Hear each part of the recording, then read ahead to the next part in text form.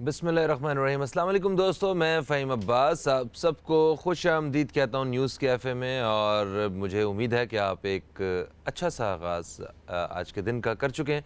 Definitely पूरे पाकिस्तान में मौसम इस वक्त जो है वो बहुत अच्छा और सर्द मौसम है।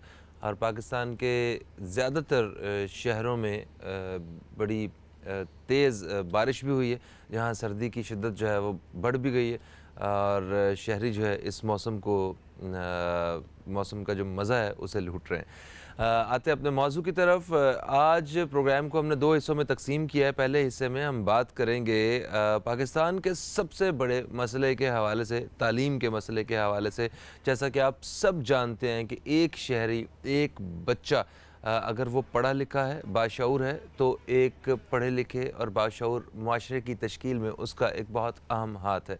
हमारे यहाँ तालीम का निज़ाम कुछ इतना मुनासिब नहीं है कि सारे बच्चे स्कूलों में जा सकें और तालीम हासिल कर सकें, अच्छी तालीम हासिल कर सकें। हर माँ बाप को, वालदैन को, जितने भी वालदैन हैं उनके साथ ये सबसे बड़ी परेशानी होती है कि वो किस तरह अपने बच्चों की फ़ीसें अदा करें, क्योंकि सरकारी स्कूल में जगह नहीं है, सरकारी स्कूल इस काबिल नहीं है। आप अपने बच्चे को एक अच्छा शहरी बनाना चाहते हैं, एक ज़्यादा अच्छी तालीम दिलवाना चाहते हैं, आप उसके लिए प्राइवेट स्कूल का इंतखाब करते हैं, आप ख़ुद कुर्बानी देते हैं कि किसी तरह हमारा बच्चा पढ़ ले। मगर मैं ये सोच रहा था कि ये कुर्बानी, माँ बाप की कुर्बानी तो है ही है, इसके साथ साथ उस बच्चे की कितनी बड़ी कुर्बानी है कि जो अच्छी तालीम हासिल कर सकता है और वो सिर्फ पैसे ना होने की वजह से, हुकूमत के अपनी ज़िम्मेदारी ना निभाने की वजह से वो सरकारी स्कूल में पढ़ रहा है, या वो बच्चा जो है सड़कों पे अपनी ज़िंदगी गुजार रहा है। 3 करोड़ के करीब बच्चे, 2.5-3 करोड़ के करीब बच्चे जो स्कूल जाते ही नहीं हैं, वो उन बच्चों के साथ कितनी बड़ी ज़्यादती है, वो कितनी बड़ी कुर्बानी दे रहे हैं अपने मुस्तकबिल की। और उसकी वो सारा कुछ हमारे मुल्क के को बेयर करने वाला, मुल्क को बर्दाश्त करना पड़ेगा वो सब कुछ। तो खैर, हम प्राइवेट स्कूल्स के हवाले से हम अपने बच्चों को पढ़ाते हैं। और प्राइवेट स्कूल्स का जैसे हम नाम सुनते हैं ना, तो हमारे जहन में वो आ जाता है कि बस ये सही, इन लोगों ने कमाई शुरू की हुई है, बिज़नेस शुरू किया हुआ है। ठीक है, बिल्कुल किया हुआ है, बिज़नेस है। वो एक अगर कोई चैरिटी वाला भी काम करता है ना, कोई एक एनजीओ भी होती है, तो वो जब लोगों की फलाह के लिए भी काम करते हैं ना, तो उसमें भी उन्होंने अपना बिज़नेस रखना होता है, अपना सर्वाइवल रखना होता है, कारोबार तो है उनका। मगर ये कुछ स्कूल ऐसे हैं जिन्होंने जो हद तजावज़ कर दी है। मतलब वो ऐसे इतने जो सिर्फ कारोबार कर रहे हैं, जहाँ तालीम का सिर्फ नाम ही है और असल में वहाँ पे कारोबार हो रहे हैं। आप उनको हाथ डालिए, उनको रोकिए, ताकि वो बच्चों की फ़ीसें जो हैं वो उस तरह ना बढ़ा सकें या फ़ीसों को कम करें। माँ बाप, बहुत सारे पेरेंट्स ऐसे हैं, जब उन्होंने अपने बच्चों को उन स्कूल्स में दाखिल करवाया था तो वो उन फ़ीसों को वो अफोर्ड कर सकते थे। मगर गुज़रते वक्त के साथ साथ बच्चे बड़े होना शुरू हो गए हैं, वहीं पढ़ रहे हैं। अब फ़ीसें इस कदर बढ़ चुकी हैं, 400-400 गुना फ़ीसें बढ़ चुकी हैं, अब वो अफोर्ड नहीं कर सकते। या तो हुकूमतें उनकी तनख्वाहें बढ़ा दें, या फिर इन वो जो इस तरह के जालिम लोग बैठे हैं तालीम के नाम पे, जो बिज़नेस कर रहे हैं, जो सेहत के नाम पे बिज़नेस कर रहे हैं, इस तरह बिज़नेस कर रहे हैं, लोगों को लूट रहे हैं, या उनको गिरेबान से पकड़ के कोई मामले हल करें। खैर, प्राइवेट स्कूल की जो अच्छी चीज़ है वो ये है कि आज प्राइवेट स्कूल्स ना होते तो आपका शरह ख़वानगी जो है इसको भी आप 80% और गिरा लीजिए, आपके बच्चे भी किसी टाट वाले स्कूल में पढ़ रहे होते हैं। और मतलब इस तरह बुरा हाल होता। प्राइवेट स्कूल ना होते तो वो उन गरीब इलाकों में जहाँ 500 रुपये, 700 रुपये, 1000 रुपये और 1200 रुपये माहाना पे बच्चों को तालीम दी जा रही है, वो भी ना होते और बच्चे वहाँ भी ना पढ़ रहे होते। प्राइवेट स्कूल्स का बहुत अहम रोल है। इन्होंने उस दौर में गवर्नमेंट का साथ दिया है जब गवर्नमेंट अपनी सारी रिस्पॉन्सिबिलिटीज़ पूरे करने में नाकाम रही है। और आज आप इस तरह उन्हें निकाल के नहीं फेंक सकते। उनको सपोर्ट चाहिए आपकी, उनका साथ दीजिए और एक कुछ क़वानीन वज़ा कीजिए जिससे माँ बाप को, गवर्नमेंट को और स्कूल्स वालों को, सबको कुछ ना कुछ जो है वो फ़ायदा हो और बात आगे बढ़ सके। आज इसी हवाले से हम बात कर रहे हैं। हमारे साथ जो मेहमान मौजूद हैं, प्राइवेट स्कूल्स एसोसिएशन के चेयरमैन हैं जनाब शरफुज़्ज़मा साहब, आपको खुश आमदीद कहते हैं। अस्सलाम वालेकुम। वालेकुम अस्सलाम फ़हीम भाई, कैसे हैं आप सर? अल्हम्दुलिल्लाह माशाअल्लाह। सर प्राइवेट स्कूल्स के हवाले से इस वक्त फीसों के हवाले से एक कन्फ्यूजन की आवाज़, जो पहली आवाज़ मेरे जहन में है वो ये जो मैंने सुनी है, जो बातें वो ये हैं जनाब कि ये जून जुलाई की फीसों का मामला कोई मसला बना हुआ है पेरेंट्स के हवाले से। चीफ जस्टिस साहब जो हैं वो चले गए और पीछे जो है ना वो मसले दोबारा से कुछ खड़े हो गए। तो ये क्या है, कन्फ्यूजन क्या वो बताइए। वो एक तो बात ये थी कि फैसले के मुताबिक जो स्कूल 5,000 से ऊपर फीस ले रहे हैं, जितने ऊपर ले रहे हैं उसके अंदर वो 20% माइनस करेंगे। यानी 5,000 के साथ अगर उन्होंने 1,000 बढ़ा लिया, 6,000 रुपये उनकी फीस है, तो वो 1,000 में 20% माइनस होंगे। यानी कि वो 200 रुपये कम होगा उसमें। हाँ, उसमें कम हो जाएंगे। अगर 10,000 है तो 5,000 में 20% कम होंगे। ये क्लियर फैसला था? हाँ, बिल्कुल क्लियर फैसला है कि 5,000 से ऊपर जो स्कूल से फीस ले रहे हैं उनकी फीसों में 20% माइनस किया जाएगा। और वो जून जुलाई की फीस इसलिए नहीं ले सकते कि उनको 1 महीने की फीस लेने की बात की गई, जो कि पिछली दफ़ा उन्होंने फीस ले ली, उसको इस बार वो एडजस्ट करेंगे या रिफंड करेंगे। यानी वो जून जुलाई की फीस नहीं लेंगे। लेकिन 5,000 रुपये और उससे नीचे के जो स्कूल हैं, 500 रुपये तक के जो स्कूल्स हैं, ये जो ये स्कैंडल उठा और ये मसले पेचीदा हुए हैं और हर तरफ से आवाज़ उठने लगी, तो सबसे ज़्यादा परेशानी में मुब्तला वो स्कूल्स में जिनकी फ़ीस 500 रुपये से 5,000 रुपये तक है। ठीक है। खैर, चीफ जस्टिस साहब ने इसको 2 कैटेगरीज में तकसीम कर दिया।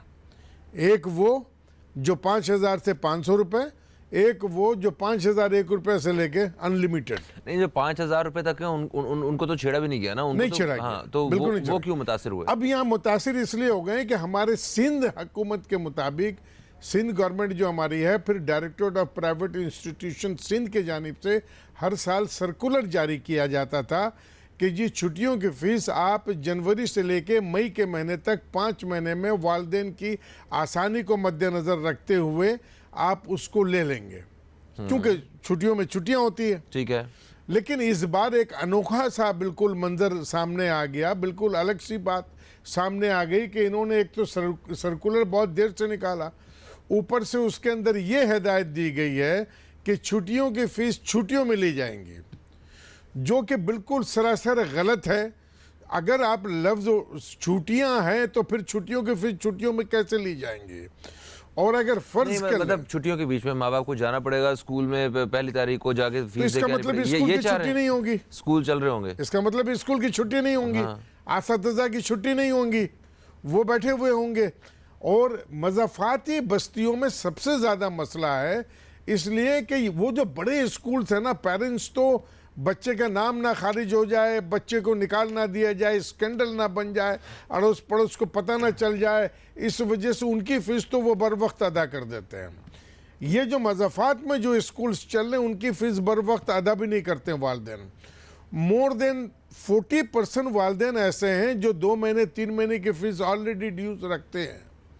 ऐसी सूरत में छुट्टियों में अगर वालिदैन आकर के फ़ीस जमा नहीं कराएंगे तो छुट्टियों के जो अखराजात हैं, मालिक मकान का रेंट है, टीचर्स की सैलरी है, दीगर एक्टिविटीज़ है, यूटिलिटीज़ बिल है, ये सारे कहाँ से दिए जाएंगे?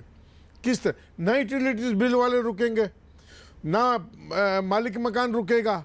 अगर मैं अपने असातिज़ा को सैलरी ना दूं तो उनके घर पे हंडिया नहीं चढ़ेगी, क्योंकि उनके पास तो कोई ज़राए है नहीं। अच्छा, ये जो नई गवर्नमेंट है, पीटीआई हुकूमत जो है, ठीक है, इनके आने से कुछ सरकारी सतह पे जो सरकारी स्कूल हैं उसमें कोई बेहतरी या कोई थोड़ी सी कोई हलचल नजर आई है? सरकारी स्कूलों में कोई बेहतरी तो अब तक नजर नहीं आई, बल्कि अबतरी नजर आ रही है। ठीक है। आपने देखा पिछले दिनों हमारे शहर कराची में, कराची आपको पता है कि वो बहुत बड़ा एक शहर है, जी हाँ, फोकस पे होता है हर वक्त ये। तो यहाँ कराची में अजीज़ाबाद का एक गवर्नमेंट स्कूल दिखाया गया जहाँ पे 13 असातिज़ा और 3 बच्चे, यानी एक बच्चे के ऊपर हुकूमती सतह पे गवर्नमेंट स्कूल में 1.25 लाख रुपए माहाना खर्च एक बच्चे पे। जी, एक बच्चे पे 1.25 लाख रुपए माहाना खर्च। अजीज़ाबाद में वो स्कूल मौजूद है, 13 टीचर हैं गवर्नमेंट स्कूल में, 3 बच्चे हैं सिर्फ पढ़ने वाले। एक बच्चे पे जो अखराजात आ रहे हैं उसके अंदर वो 1.25 लाख रुपए के। तो पूरे स्कूल में 3 बच्चे क्यों हैं? सिर्फ 3 बच्चे हैं। मतलब ये कि पेरेंट्स में इत्तेमाद नहीं है, इत्तेमाद का फुकदान है। गवर्नमेंट स्कूल्स में तवज्जो भरपूर नहीं दी जाती है। जो असातिज़ा होते हैं ज़्यादातर वो सियासी असर रसूख रखने वाले लोग होते हैं। अल्लाह आलम क्या क्या मसला है कि वालिदैन इत्तेमाद नहीं करते, बिल्कुल इत्तेमाद नहीं करते। गवर्नमेंट स्कूल में ये सोने की दीवारें चढ़ा दें, लेकिन इसके बावजूद इनके स्कूल में बच्चे नहीं आएंगे क्योंकि पेरेंट्स एतबार नहीं करते। अच्छा, आप इत्तेमाद प्राइवेट नहीं करते। आप देखें, आप प्राइवेट स्कूल्स एसोसिएशन के आप चेयरमैन हैं। अगर कोई गवर्नमेंट की तरफ से ऐसी अपॉर्चुनिटी मिले कि सरकारी स्कूल जो हैं इनके इन्हीं की जगह जो हैं उनको एक अच्छी डील के साथ आप वहाँ पे सारे बच्चे मूव करें, बिल्डिंग मिल जाए, सारा सिस्टम मिल ये जाए। अजीब सा अलमिया हमारे मुल्क का है कि ऐसा वाकया तो हमारे सिंध में भी हुआ, बाकी जगहों पे भी हुए होंगे यकीनन। वो स्कूल्स जो पहले ही वेल सेटअप था गवर्नमेंट स्कूल, ठीक है, ऐसे स्कूल्स को एनजीओ के हवाले कर दिया गया। जो पहले से चल रहे थे सही अब थे, जो सही थे और जहाँ भैंसे जो बंधी नहीं है ओके थे। उनका क्या हुआ? अब वो एनजीओ को, जैसे बहुत सारे लोग ऐसे हैं जो बैठ गए, स्कूल को गोद ले लिया उन्होंने, एनजीओ के हवाले किया गया कि तालीम और तरबियत पर अच्छी तवज्जो पड़ेगी। तो भाई एनजीओ को भेजो ना, वो गिदर कॉलोनी में भेजो ना, भैंस कॉलोनी में उनको कहो ना स्कूल ले लें। शहर के पोश एरिया में जो स्कूल ऑलरेडी वेल सेटअप हैं, वेल डेकोरेटेड हैं, अच्छे असातिज़ा मौजूद हैं, बच्चों की तादाद अच्छी खासी है, ऐसे स्कूल्स को आप गोद दे रहे हैं, तो ये भी एक फुकदान है। दूसरी बात यह है कि ज़्यादातर स्कूलों का मैटर यह है कि आप स्कूल गोद दे रहे होते हैं, असातिज़ा जो हैं उनके ऊपर, जो गवर्नमेंट के असातिज़ा हैं उन असातिज़ा के ऊपर अगर कोई इंतज़ामिया स्कूल लेती है उसका असर रसूख नहीं चलता। इसलिए नहीं चलता कि जब तक असातिज़ा दुरुस्त नहीं होंगे, टीचर्स दुरुस्त नहीं होंगे, बच्चों की बेहतर तालीम नहीं होगी, तरबियत नहीं होगी। लेकिन मैं ये कहता हूँ कि गवर्नमेंट स्कूल में 4,500 रुपये एक बच्चे पे खर्च है। वो छोड़ें जो मैंने 1.25 लाख का कहा, ऐसे तो इक्का दुक्का नहीं, 15-20 स्कूल ऐसे भी निकल आएंगे, लेकिन हज़ारों की तादाद।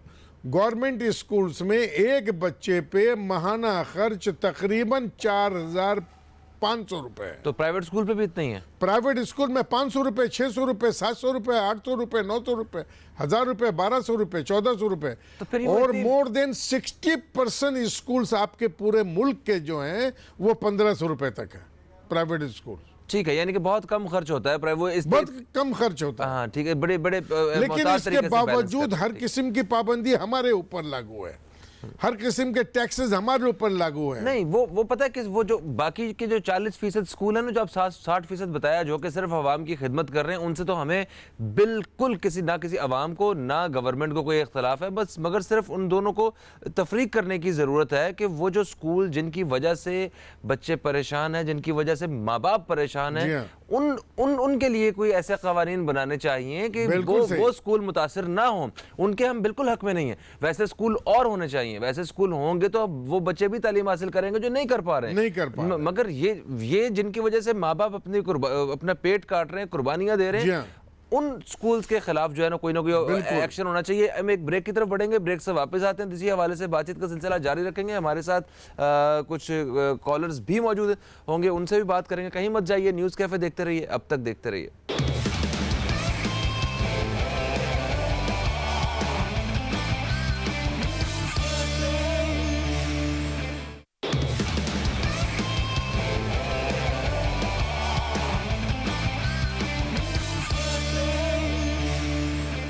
वेलकम बैक, आप देख रहे हैं न्यूज़ कैफ़े। मैं हूं फ़हीम अब्बास और आज हम बात कर रहे हैं तालीम के मौजू के हवाले से, प्राइवेट स्कूल्स के हवाले से जो पेरेंट्स को परेशानी का सामना है, उस हवाले से बातचीत का सिलसिला जारी है। शरफुज़्ज़मा साहब हमारे साथ मौजूद हैं जो चेयरमैन प्राइवेट स्कूल एसोसिएशन है, और इनके साथ साथ अभी हमें ज्वाइन किया है मुसर्रत न्याजी साहिबा ने, जो कि पाकिस्तान पीपल्स पार्टी से ताल्लुक़ रखती हैं और इसके साथ साथ माहिर तालीम भी हैं और प्राइवेट स्कूल्स भी रन कर रही हैं। हम आपको खुशामदीद कहते हैं। अस्सलाम वालेकुम, कैसी हैं आप? अल्हम्दुलिल्लाह, आप कैसे ठीक ठाक हैं? अल्हम्दुलिल्लाह।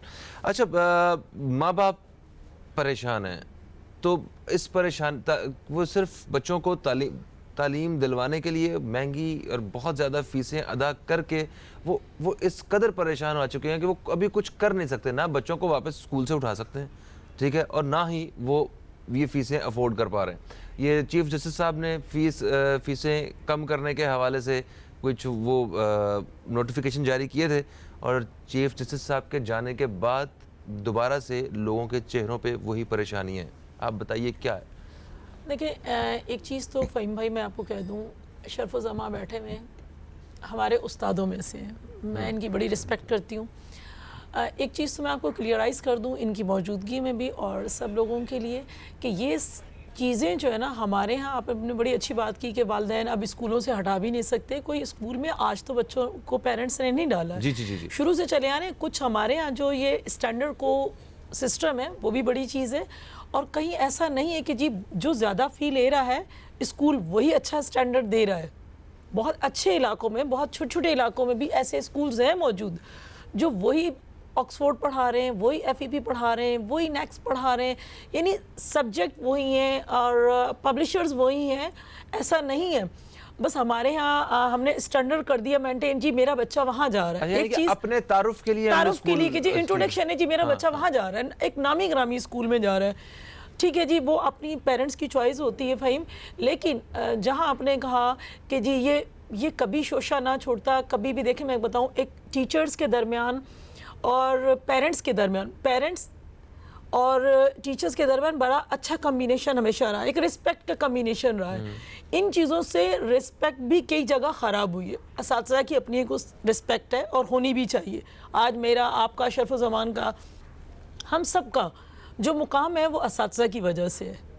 तो कोई, मैं समझती हूँ जो सही मायनों में उस्ताद है और उसने अपना स्कूल इस्टाब्लिश किया है, मैं नहीं समझती हूँ कि वो पेरेंट्स को या अपने बच्चों को डिस्टर्ब करेगा, यानी स्टूडेंट्स को डिस्टर्ब करेगा। उसका मयार कभी भी ये नहीं होगा।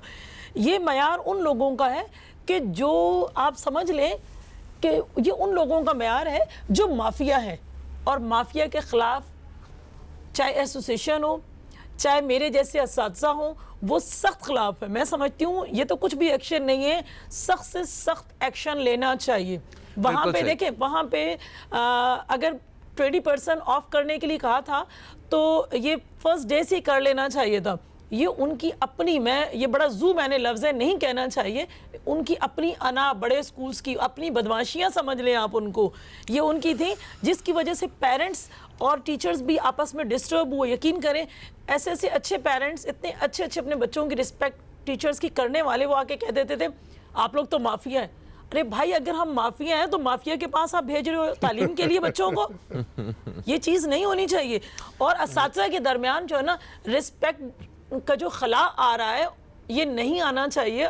पेरेंट्स और असातिज़ा की अच्छी कोऑर्डिनेशन की वजह से गलतफहमी, फ़हीम मेरी बात कंप्लीट होने दीजिए, गलतफहमी फैलाई जा रही है फ़हीम भाई, और ये गलतफहमी नहीं होनी चाहिए। मैं समझती हूँ कि जो अच्छे असातिज़ा हैं उनके मयार को लेकर गवर्नमेंट उनको तरजीहात की बुनियाद पर उनको और प्रमोट करे, और जो ऐसे माफिया हैं उनके खिलाफ तो मैं समझती हूँ, मैं खुद भी एक माँ हूँ, सख्त से सख्त कार्रवाई होनी चाहिए। चीफ जस्टिस साहब ने अच्छा इकदाम उठाया, मैं इसको एक्सेप्ट करती हूँ। लेकिन चंद स्कूल ऐसे हैं जिनमें मेरे अपने बच्चे भी पढ़ रहे हैं, मैं कहती हूँ उनसे, चलो कुछ लोगों ने तो 20% या 10% कम कर दी होगी, उनके ऊपर आप इम्प्लीमेंट भी नहीं करवा सकते हो। मैं आपको दावे से कह रही हूँ, और मैं आपको नाम बताऊंगी, उनको मैं करवाएं ना, क्यों नहीं करवाते? क्यों सुप्रीम कोर्ट का हुक्म उन पे लागू नहीं होता क्या? मेरे ख्याल में नहीं होता, उनके ऊपर बड़े बड़े हुक्म लागू नहीं होते। हम तो कभी डिनाई नहीं करते, क्योंकि मैंने कहा कि हम असल मायनों में जो उस्ताद है, जिसको शौक है, जिसको शौक होगा, देखिए मुझे तो बचपन का शौक था कि टीचर खेलना है जी, कोई डॉक्टर खेलता है, मैं एडमिशन मेडिकल में लेकर, मैंने तो उसको कहा नहीं, मैंने तो टीचिंग को प्रोफेशन बनाना है, मुझे पसंद है, मैं चाहती हूँ कि मेरे जो कौम के बच्चे हैं वो पढ़ें और आगे बढ़ें, क्योंकि मैं बड़ी मुश्किल से मैंने स्टडी की, पहले भी आपके प्रोग्राम में बताया था, तो मैं चाहती थी कि पढ़ें, स्पेशल बच्चियाँ पढ़ें। मेरे जैसे असातिज़ा को तो एक विजन है, जिनका विजन नहीं है, जिनका सिर्फ और सिर्फ कारोबार है, तो वो तो ये करेंगे और अपनी मनमानियाँ। एक कॉलर हमारे साथ है, शामिल करेंगे। अस्सलाम वालेकुम जी, कौन है हमारे साथ? वालेकुम अस्सलाम, रियाज खान बोल रहा हूँ, मॉडल कॉलोनी का। रियाज खान साहब, कैसे हैं आप? अल्लाह का शुक्र है जी, अल्लाह ताला आप लोगों को खुश रखे और पाकिस्तान शाद व आबाद रहे। बात यह है कि जो फीस का मसला है, ये सिर्फ और सिर्फ हम टीवी पे ही बैठ के बातें कर सकते हैं। मेरे अभी एक स्कूल में विजिट हुआ, मैं नाम नहीं ले सकता क्योंकि मैं नाम लूंगा तो मेरा ये काम हो जाएगा। तो 45,000 रुपए प्ले ग्रुप की एडमिशन फीस थी और 9,000 रुपए प्ले ग्रुप की और 9,000 रुपए मंथली फीस। कोई पूछने वाला नहीं, कोई देखने वाला नहीं। बात यह है कि भाई, कहने का मकसद है कि 5,000 पे 20% आपने कह दिया, जो 4,000 रुपए फीस होगी उस पर तो कुछ नहीं होगा, 3,000 होगी। कहाँ से इतने गरीब आदमी जिसकी 15-20 हजार रुपए तनख्वाह होगी वो कहाँ से 2,500-3,000 हजार रुपए देगा? देखें जी, मैं माजरत के साथ मैं माफिया नहीं कहता, क्योंकि उस्तादों की इज्जत होनी चाहिए और रिस्पेक्ट हमारे दिलों में है, लेकिन इसे कारोबार ना बनाए, तालीमी इदारे समझें और इसे तालीम आगे बढ़ाएं। क्योंकि गरीब आदमी का बच्चा अगर कहने में जाएगा किसी गवर्नमेंट स्कूल के हालात तो आपके सामने हैं, मैं आपको विजिट करा सकता हूँ। गवर्नमेंट स्कूल में तो लोग अब अपने बच्चे भेजना ऐसे समझते हैं जिस तरह कोई बेइज्जती है। अगर कोई कह दे कि आपका बच्चा कहाँ पढ़ता है, जी गवर्नमेंट स्कूल में, अरे आपका बच्चा गवर्नमेंट स्कूल में पढ़ता है, तो ये उस बेचारे के लिए बड़ा हार्ड सा वो होता है। बताते नहीं है वो। अगर जाए तो इतनी फीसें हैं कि जी अल्लाह माफी दे, बंदा या खाना खा ले या बच्चों को पढ़ा ले। रियाज साहब, आपको कोई सवाल करना है? बस जी यही सवाल करना है, हुकूमत से हमारी अपील है कि जी फीसों के बारे में, ये जो जून जुलाई की कोई फीसें बढ़ेंगी जो लेते हैं ये ना लें, कम से कम ये तो रिलीफ करा दें। ठीक है, बहुत शुक्रिया आपका। तो वो जून जुलाई में जो किराए पे जो बिल्डिंग्स हैं, ठीक है, वो उनका क्या बनेगा? क्या टीचर्स को तनख्वाह नहीं दी जाएगी? क्या बिजली के बिल नहीं आएंगे? गैस के बिल नहीं आएंगे? सारा कुछ तो होगा। मसला है कि अगर कोई कानून लाना है तो प्रॉपर तो 2001 का एक्ट मौजूद है, बिल्कुल अमेंडमेंट हुआ, रूल्स बने 2005 में, उन चीजों के अंदर इन बातों की कोई गुंजाइश नहीं है। अच्छा सर, एक चीज ऐसे 12 महीने का स्कूल्स है, 12 महीने की फीस है, ये तय पहले ही हो जाती है। जून जुलाई की फीस तो खैर हम छोड़ नहीं सकते, हाँ उनकी बात अलग है जो बहुत ज्यादा फीसें लेकर स्कूल चला रहे हैं। ठीक है सर, यहाँ पे आप दोनों मेरे जो मेहमान हैं, मुअज़्ज़ज़ मेहमान, आपका ताल्लुक प्राइवेट स्कूल्स के साथ है, मुझे ये बताइए जो एक फ़ीस होती है, जो पेरेंट्स जो फीस देते हैं, उसके अंदर कौन कौन से फंड्स होते हैं जो पे कर रहे होते हैं? ज़रा इस बारे में थोड़ा सा देखें, बात ये होती है कि जो रेगुलेटरी अथॉरिटी है ना, उसके मार्फत से फी स्ट्रक्चर मुरतब किया जाता है। उसके अंदर आप अपने स्कूल में लेने वाले तमाम फीस को अलग अलग आप लिख कर देते हैं। ठीक है, वो उनकी सवाबदीदी इख्तियारात है कि वो तमाम चीज़ों को राइट कर दें या उसमें से कुछ चीज़ें निकाल दें। ठीक है। अब ये जो गर्मियों की छुट्टियों में जो फीस लेते हैं, उसमें ना तो एयर कंडीशनर की जो फीस ली जा रही है, ना तो वो होती है, ना बच्चों की जो ट्यूशन फीस होती है उसमें ना वो होती है, ना किताबों की, ना इधर उधर जो भी जो बाकी फीस होती है। सबसे ज्यादा खर्चा जो होता है वो छुट्टियों में होता है, इसलिए कि छुट्टियों में मेंटेनेंस होते हैं। सबसे ज्यादा खर्च छुट्टियों में होता है। मेंटेनेंस तो पूरा साल लेते हैं ना फीस, मेंटेनेंस सारे साल लेते हैं। तो सिवाय यूटिलिटी बिल जो है वो कम आता है, इसके अलावा कोई खर्च बंद नहीं होता है। सब चीज, टीचिंग स्टाफ हो, नॉन टीचिंग स्टाफ हो, बिल्डिंग की रेंट हो, मेंटेनेंस हो, फर्नीचर मेंटेनेंस हो, बिल्डिंग मेंटेनेंस हो, सारी चीजें जूं की तू चलती है। बल्कि कुछ बड़ी चीजें हम रोक कर रखते हैं कि 2 महीने की छुट्टियां आएंगी तो उसमें निपटा देंगे। किसी भी लिहाज से कहीं से भी एक पैसे की कमी नहीं होती, तो जून जुलाई के फीस में बात करना ही बेकार है। और अगर बात ही करनी है तो जज साहबान जो जून जुलाई के तनख्वाह लेते हैं, छुट्टियों की लेते हैं, उस पर क्यों ना हम बात कर लें? नहीं तो वो छुट्टी करते हैं जून जुलाई की? छुट्टी उनकी भी होती है 2 महीने की। उनकी 2 महीने की नहीं होती, जितने दिन की भी होती है। वो छुट्टियों की तनख्वाह क्यों लेते हैं? बाकी दिगर डिपार्टमेंट में जो छुट्टियां दी जाती है वो तनख्वाहें क्यों लेते हैं? उनको भी नहीं लेना चाहिए। कॉलेज में तनख्वाहें क्यों ली जा रही है? उनको भी नहीं लेना चाहिए। हर चीज की गवर्नमेंट स्कूल की भी सैलरी बंद कर दें जून जुलाई की, वो क्यों ले रहे हैं? गवर्नमेंट स्कूल के असातिज़ा क्यों ले रहे हैं? टीचर्स को सैलरी मिल रही होती है। भाई ये नाइंसाफी है। प्राइवेट स्कूल्स को सोची समझी स्कीम के तहत बर्बाद करने की कोशिश की जा रही है। ये एक हरबा है, जैसा कि पहले नेशनलाइज किया गया था इदारे को, उसी टाइप का एक हरबा है। सही है। कॉलर हमारे साथ नहीं शामिल करते। अस्सलाम वालेकुम जी, कौन है हमारे साथ? वालेकुम अस्सलाम, रुखसाना जैदी बात कर रही हूँ। रुखसाना जैदी साहब, मैं बिल्कुल ठीक ठाक हूँ, आप कैसी हैं? अल्हम्दुलिल्लाह, अल्लाह का शुक्र। बेहतरीन टॉपिक जा रहा है, इसके हवाले से मुझे बहुत सारी बात करनी है, लेकिन मैं भी मुख्तसर और थोड़ी सी बात करूंगी। जी जी बिल्कुल बिल्कुल। एक तो ये कि जैसे अभी बात हो रही थी कि प्राइवेट स्कूल गवर्नमेंट स्कूल की, कि वो एक स्कूल ऐसा है, मैंने भी वो देखा कि जिसमें 13 टीचर्स और 3 स्टूडेंट है। लेकिन ये कि असल मसला ये है कि 1.25 लाख रुपए एक बच्चे पे खर्च आ रहा है। वो जो है इंटरेस्ट नहीं लेती कि बच्चों को स्कूल की तरफ लाए, क्योंकि मैंने एक स्कूल ऐसा देखा है भाग नाड़ी है एक इलाका, वहाँ पर मिस अजमत की बहुत अरसे पहले की बात है, वो वहाँ पे बहुत सारे बलूचिस्तान का है ये स्कूल, वहाँ पर बच्चे स्कूल नहीं आते थे। उन्होंने बच्चों के घरों में जा के उनके पेरेंट्स को राजी किया और उनको स्कूल लेकर आए, और वहाँ पर अपनी टीचर्स के साथ भी ऐसा रवैया रखा कि उन टीचर्स ने भी बहुत अच्छी तरीके से बच्चों को पढ़ाया। वहाँ की एक लड़की वो टॉप करा उसने अपने मैट्रिक में उससे 8th में उसने टॉप किया था। तो इस तरीके से भी होता है, अगर इंटरेस्ट ले ना गवर्नमेंट टीचर्स तो ये आएंगे, और ये कि बड़े लोग भी अपने बच्चों को डालेंगे तो फिर वो खुद उस पर नजर रखेंगे कि ये स्कूल कैसा चल रहा है। बिल्कुल सही। अच्छा, दूसरी बात ये कि यहाँ पर जो हर दफा हम देखते हैं कि स्कूल के, एक तो ये बड़ी अच्छी बात की कि स्कूल के मेंटेन वगैरह करने के लिए फीस एंड स्टूडेंट टीचर्स को बिलों की देने की जरूरत होती है प्राइवेट स्कूल्स में। इसी तरह प्राइवेट स्कूल में जो वैनें चल रही हैं उन बेचारे भी बहुत थोड़े से पैसे जमा करके अपनी वैनें चला रहे हैं, उनको भी जून जुलाई की फीसें चाहिए होती है, क्योंकि फिर सारा साल चला के आखिर में उनको मेंटेन करना होता है अपनी गाड़ी को। लेकिन पेरेंट्स यहाँ पर उनके साथ नाइंसाफी करते हैं और उनको फीसें देने में बहुत ज्यादा मुश्किलात खड़ी। जी बिल्कुल ऐसा थैंक यू सो मच। ये सही कहा उन्होंने, जो प्राइवेट जो वैन्स वगैरह चला रहे होते हैं वो उनकी वैन सिर्फ स्कूल का काम कर रही होती है, इसको तब वो छुट्टियां जैसी होती हैं तो माँ बाप जो है ना उन्हें फीस नहीं दे रहे होते, क्यों जी ज्यादातर गाड़ियां ऐसी हैं। मगर ये मामला है तो ना, इनको हल तो करना है। अब या तो उनकी पहुंच में हो तो माँ बाप बिल्कुल परेशानी पैदा ना हो उनके लिए। मेरी बात सुने, मेरी बहन ने बड़ी अच्छी बात की कि जो बड़े लोग हैं वो भी अपने बच्चों को एडमिशन करवाएं। देखें, गवर्नमेंट स्कूल की जो बिल्डिंग्स आप देख रहे हैं, हम प्राइवेट स्कूल्स बड़े छोटे यहाँ तक देखेंगे 80 गज पे भी लोग स्कूल चला रहे हैं, ठीक है, और हम कह दें कि जी उसे बंद कर दें या बहुत छोटे, भाई वो छोटे हैं तो वहाँ गरीब का बच्चा पढ़ रहा है, ठीक है, गरीब का बच्चा पढ़ रहा है, जितनी फीस उनके 500 पे भी स्कूल चलाए जा रहे हैं, यकीन करें 500 पे भी स्कूल चलाया जा रहा है और वहाँ बच्चा मैट्रिक कर रहा है। अगर उनको 500 रुपए की फैसिलिटीज भी नहीं वो अवेल कर सकते बेचारे, तो वो गवर्नमेंट में फ्री ऑफ कॉस्ट पढ़ सकते हैं। हमारे पास गवर्नमेंट की बिल्डिंग्स बहुत अच्छी हैं, गवर्नमेंट का फर्नीचर आप यकीन करें बहुत अच्छा है, सब कुछ है, और उनके पास मेजॉरिटी टीचर्स, बल्कि 100% टीचर प्रोफेशनल होते हैं, यानी कि बीएड होते हैं, एमएड होते हैं, लेकिन वो बीएड और एमएड एक मैट्रिक टीचर से बुरे हैं। म्यार बुरा है उनका। म्यार क्या है?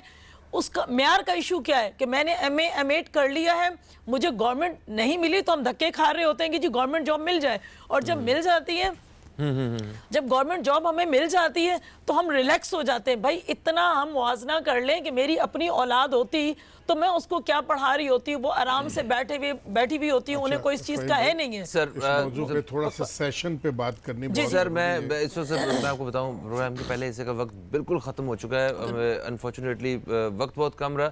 इंशाल्लाह जल्द इस हवाले से फिर एक और प्रोग्राम करेंगे। थैंक यू सो मच, आप लोग तशरीफ लाए। मुझे पता है कि हमेशा से तशनगी रह जाती है और शरफुज़्ज़मा साहब बड़े परेशान जाते हैं यहाँ से, मगर दोस्तों एक वक्फे का वक्त है। गवर्नमेंट को इस हवाले से जो है वो कोई ना कोई स्टेप लेने की जरूरत है, अशद जरूरत है, ताकि ये सारे मामलात अपने वक्त पे हल हो सकें। एक वक्फे की तरफ बढ़ेंगे, कहीं मत जाइए, न्यूज़ कैफे देखते रहिए, अब तक देखते रहिए।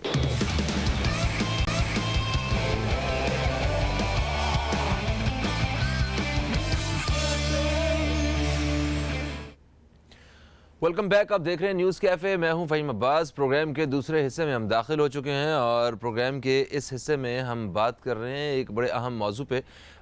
इस मौजू पे हमें अक्सर तनकीद और बुराइयां ही सुनने को मिलती हैं। आज हमारे साथ जो मेहमान मौजूद हैं इनसे हम हक़ाइक़ जानेंगे कि आखिर ऐसी वजूहात क्या हैं। मेरे साथ जो मेहमान हैं इनका ताल्लुक़ है के इलेक्ट्रिक से। बिजली के बिल हमारे लिए, सबके लिए एक परेशानी का बायस बने रहते हैं, क्योंकि ये वो चीज़ है जिसको हम डिले नहीं कर सकते। डिले करते हैं तो घर की बिजली चली जाती है, और एक्चुअली इसकी वजह से, बिजली की वजह से पूरे पाकिस्तान में हम पाकिस्तानी शहरी परेशान भी होते हैं, क्योंकि लोड शेडिंग का सामना करना पड़ता है। बिजली हमारे पास कम है, इस्तेमाल उसका ज़्यादा है, और इसके साथ साथ इन सारी चीज़ों को सामने रखने के बावजूद हमारे पास जो सबसे बड़े जो चैलेंजेस हैं, जो मसाइल हैं, वो हैं बिजली चोरों के हवाले से, जो बिजली चोरी करते हैं। जिन इलाकों में बिजली चोरी ज़्यादा होती है वहाँ पर लोड शेडिंग ज़्यादा होती है।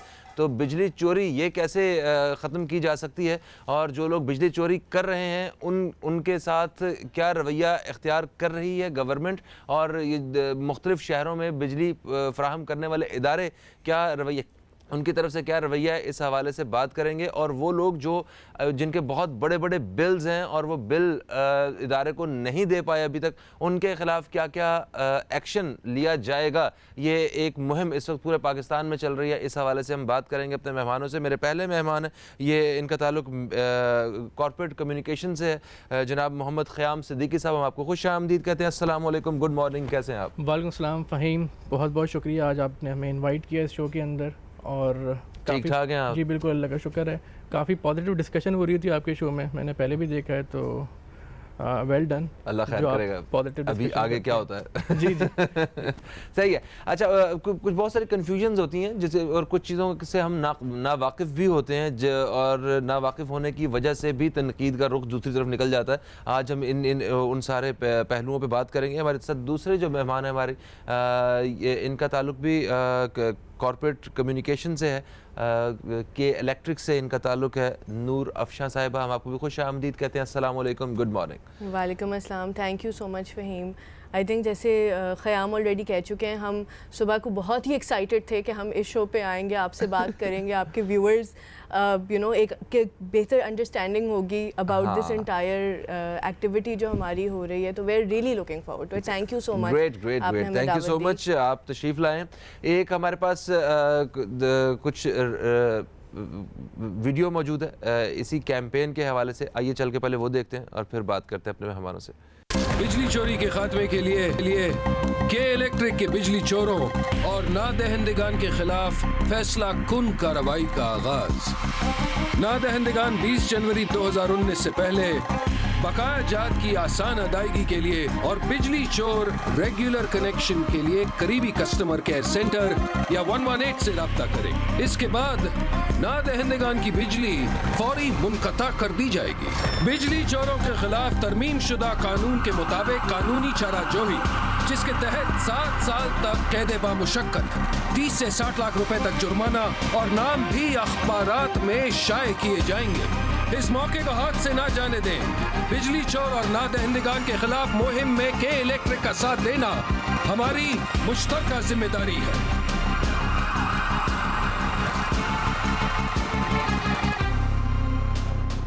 जी दोस्तों, अब आपको जो पूरी कैंपेन है वो तो समझ आ गई होगी, और हमारे मेहमान हमारे साथ मौजूद हैं, इनसे ज़रा इस हवाले से जानते हैं। 20 जनवरी गुजर चुकी, आज 21 जनवरी, आज क्या एक्शन लिया जाएगा, ज़रा इस हवाले से बता दीजिए। अच्छा फ़हीम, थोड़ा सा मैं आपको पहले बैकग्राउंड बता दूं। 24 दिसंबर को हमने इस कैंपेन का आगाज़ किया था, जिसमें हमने जो हमारे ऐसे कस्टमर्स हैं जिन्होंने अपना बिल पे नहीं किया या ऐसे लोग जो कि पावर थेफ्ट में मुब्तला हैं, उनको एक आखिरी मोहलत हमने दी थी ताकि वो 20 जनवरी तक अपनी अदायगियाँ कर दें और इस चीज़ से जो है वो इज्तनाब करें। तो तकरीबन इस वक्त 82,000 लोगों ने एप्लीकेंट्स रिसीव हुए हैं फ्रॉम 24 टू 20 जनवरी। ठीक है, और उसमें से 21,000 वो लोग हैं जिन्होंने 1 साल से अपना बिल ही अदा नहीं किया था। और बिजली दे रहे थे आप लोगों ने? जी, बिजली उनको मिल रही थी। कौन ख़ास लोग थे? हम लोगों का तो दूसरे महीने भी लाइन कट जाती है। नहीं, बहुत सारे तरीके होते हैं, लोग फिर हम उनके डिस्कनेक्शन भी कर रहे होते हैं, वो फिर दोबारा रिकनेक्ट हो रहे होते हैं। तो मैं आपको बता रहा था कि इस कैंपेन को कस्टमर्स ने पॉजिटिवली भी लिया है, काफ़ी लोग सामने आए हैं और उनको सहूलत कैंप्स के ज़रिए अराउंड 300 से ज़ायद सहूलत कैंप्स हमने लगाए थे पूरे कराची में मुख्तलिफ ओकेजन्स पे, उसको लोगों ने अवेल किया है। और आज से हम ये कर रहे हैं कि जो लोग, जिन लोगों ने पेमेंट नहीं की, इस स्कीम से फ़ायदा नहीं उठाया, उनके ऊपर क्रैकडाउन हो रहा है। आज से बिल्कुल सख्त कार्रवाई होगी और कानूनी कार्रवाई भी की जाएगी, उनके कनेक्शंस डिस्कनेक्ट किए जाएंगे। तो मैं अभी भी उन लोगों से यही कहूँगा कि वो आएँ, सामने निकलें, हिचकिचाएँ नहीं। कोई मसला है, हमारी टीम से आके बात करें, we are here to help, और वो आके अपनी दरख्वास्त दे सकते हैं, हम उनको फैसिलिटेट करेंगे। ठीक है, सही। नूर अफशा साहिबा, ये बताइएगा, क्या आज भी इस वक्त, आज के दिन भी बिजली चोरी हो रही है? बिल्कुल। क्यों? मतलब जब सख्त एक्शन लिया जाता है, इतनी कड़ी सज़ा भी है, उसे पुलिस जेल तक लेके जाया जाता है, जो चोर हैं पकड़े जाते हैं, तो फिर भी बिजली चोरी कैसे हो रही है? कहाँ पे लूप होल्स क्या हैं, आपको क्या लगता है? इसका फ़हीम आई थिंक एक थोड़ा सा जैसे बैकग्राउंड से बहुत बेहतर अंडरस्टैंडिंग होती है कि क्यों हो रहा है। हाँ। सबसे पहले चोरी एक सिर्फ बिजली की नहीं होती, वो बहुत सारी चीज़ों की चोरी हो रही है। हर चीज़ की चोरी हो रही है, पानी की हो रही है, गैस की हो रही है, गटर के ढक्कनों की हो रही है, बहुत सारी चीज़ों की आवाम के पैसों की हो रही है। बिल्कुल, एक चोरी का वो है। और इसका सबसे बड़ा जो पार्ट है ना, वो है टॉलरेंस। जब एक सोसाइटी टॉलरेट करती है चोरी को, उसको रिपोर्ट नहीं करती, जब उनको नज़र आ रहा होता है, तो चोरी इनकरेज होती है। और के इलेक्ट्रिक ने बहुत कोशिश ये की है कि इतने ज़्यादा प्लेटफॉर्म्स क्रिएट करे जहां चोरी रिपोर्ट कर सके। हमारा 118 का कॉल सेंटर है जो 24/7 अवेलेबल है हमारे सार्फिन के लिए। अगर कोई चोरी नज़र आती है, कोई इस तरह का इम्प्रॉपर यूज़ बिजली का नज़र आता है, रिपोर्ट हो। हमारी एक बिल्कुल ही इंडिपेंडेंट एक ईमेल है स्पीक अप, जहाँ भी रिपोर्ट हो सकती है चोरी। हमारी SMS सर्विस अवेलेबल है, हमारा फेसबुक ट्विटर के अकाउंट्स अवेलेबल हैं जहाँ भी रिपोर्ट हो सकते हैं। तो हमने बहुत एक कोशिश की है कि ये चोरी का जो एक साइकिल है ना, रिपोर्ट हो ताकि हम इसके खिलाफ एक्शन लें, इसको जड़ से उखाड़ सकें। हम ख़त्म करना चाहते हैं। और एक बहुत, मैं आपको एग्जांपल देना चाहती हूँ, हमारा एक प्रोजेक्ट है, प्रोजेक्ट उजाला। उसके अंदर हमने कम्युनिटीज़ के साथ, उनके सपोर्ट के साथ हमने एरियाज़ में एंटर किया।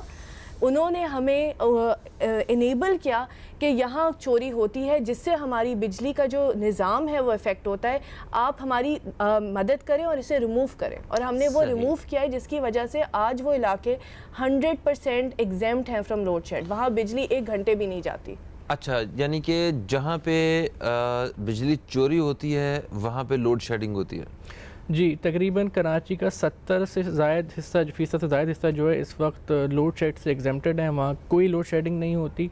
30% हिस्से में 3 से लेकर 7.5 घंटे तक लोड शेडिंग होती है, बेस्ड ऑन वहाँ पे कितनी इश्यूज़ हैं, पावर थेफ्ट के क्यों मसाइल हैं। बहुत सारे ऐसे इलाके हैं हमारे जो इतने डेवलप नहीं हैं, लेकिन वहाँ पे अल्लाह का शुक्र है लोड शेडिंग नहीं हो रही। कम्युनिटीज़ ने आके हमारा साथ दिया। फॉर एग्जाम्पल लियारी के बहुत सारे इलाके। अच्छा, लियारी के इलाके जहाँ पे लोड शेडिंग नहीं होती है? बिल्कुल भी नहीं होती। तो इसका मतलब वहाँ चोरी भी नहीं होती है? अच्छा, लियारी में तकरीबन 40% ऐसा हिस्सा है जहाँ पे लोड शेडिंग नहीं है, और ये वो हिस्सा है जहाँ लोगों ने आके के इलेक्ट्रिक का साथ दिया। हमने इलाकों में जाके उनके साथ काम किया। वहाँ एरियल बंडल केबल जो नई टेक्नोलॉजी है डिस्ट्रीब्यूशन कंपनीज़ की, हमने वो लगाई, जिससे आप पावर थेफ्ट कर नहीं सकते, उसमें अच्छा। कुंडे लग नहीं सकते। ओके। तो सिर्फ हमने उन इलाकों में जाके ये पावर इंफ्रास्ट्रक्चर बेहतर नहीं किया, कहीं पे सफाई करवानी थी, कहीं रोड की तामीर थी, कहीं मेडिकल कैंप्स थे। तो इस तरह से हमने फैसिलिटेट किया है, कम्युनिटी के साथ मिलके काम किया है। ओके ओके ओके, बिल्कुल सही हो गया। अच्छा, तो जैसे बिजली चोरी आज भी जैसे कह रहे हैं आप हो जाती है, तो ये तो बड़ा मेरा ख्याल आसान सा होना चाहिए फार्मूला कि आपको, अब मुझे नहीं पता, मेरी नज़र में, एक आम शहरी की नज़र में, कि आप एक जगह आपने इतनी बिजली जा रही है और उसका यूज़ जो है वो उतना नहीं है, बीच के जो जो जो जो बिजली की एक अमाउंट है वो तो पता चल जानी चाहिए हमें कि यहाँ पे बिजली चोरी हुई है या ये इसका कोई पता नहीं चला है। तो वहाँ पे एक्शन किस तरह करते हैं आप लोग? किस तरह पता चलाते हैं कि यहाँ पे बिजली चोरी हो रही है? फ़हीम, इसके अंदर मैं आपको एक एग्ज़ाम्पल दूँ। हमने अभी बल्दिया और लांडी के इलाकों में 36,000 किलोज़ कुंडे रिमूव किए हैं। अच्छा। और ये एक वन गो एक्टिविटी नहीं है, हम इस तरह की एक्टिविटीज़ कॉन्स्टेंटली कर रहे होते हैं। रोज़ हर जगह के कुंडे रिमूव कर रहे होते हैं। मसला ये होता है कि ये दोबारा लग जाते हैं, और कुछ आप कुंडों की लंबाई देखेंगे 100 मीटर लंबे कुंडे हैं, कुछ अंडरग्राउंड कुंडे लगे हुए हैं, कुछ ओवरहेड कुंडे लगे हुए हैं। ये दोबारा लग जाते हैं, हम डिस्कनेक्ट करते हैं और कुछ अरसे बाद दोबारा लग जाते हैं। एक एग्ज़ाम्पल भी मैं आपको दूंगी। अभी जब हम कैंप्स कर रहे थे तो उन्हीं में सामने आया, एक हमारे सारिफ थे जो पिछले 12 साल से उन्होंने कोई बिल नहीं अदा किया और बिजली चोरी कर रहे थे। उनको हम डिस्कनेक्ट करते थे और वो दोबारा अपने आप को कनेक्ट कर देते थे। तो ये एक आंख मचोली का साइकिल चल रहा था। लेकिन जो प्रोग्रेस के इलेक्ट्रिक ने वाकई किया है बिजली चोरी के ख़िलाफ़, नादे हिंदुगान के ख़िलाफ़, वो इससे नज़र आता है कि फ़ाइनली वो साहब ख़ुद आए उन्होंने कहा कि अब मैं ये और आंख मचोली नहीं खेलना चाहता, मैं बिल अदा करने के लिए तैयार हूँ, आप मुझे मीटर देते हैं। अच्छा वैसे एक जो नए जो सारिफ जो घर वगैरह बनते हैं और जिन्होंने नए कनेक्शन लेने होते हैं उनके लिए कितनी आसानियाँ हैं, ज़रा ये तो बताइएगा। अभी मैं आपको बताऊं, जो हमारे एक सहूलत कैंप है उसी में एक खातून बुज़ुर्ग आई और उन्होंने एक प्रॉपर्टी परचेज़ की थी।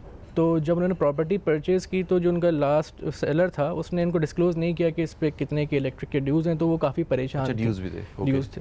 तो वो हमारे कैंप में आई, हमने उनको फैसिलिटेट किया, उनको स्कीम में रजिस्टर किया और अल्हम्दुलिल्लाह उनका जो ये इशू था वो रिज़ॉल्व हो गया। इसी तरह से जो आप न्यू कनेक्शन की बात कर रहे हैं, अब आपके इलेक्ट्रिक की वेबसाइट पे न्यू कनेक्शन का फॉर्म मौजूद है, आपने वो फिल करना है। किसी भी आपने हमारे customer care centre, there are 30 customer care centres, आप वहाँ पे जाके उसको सबमिट कर सकते हैं और वो फिर आपका जल्द अज जल्द कनेक्शन लगा दिया जाता है। अच्छा, कोई इसमें दूसरे मामला तो नहीं है वैसे, वो रिश्वत वाले तो मामला?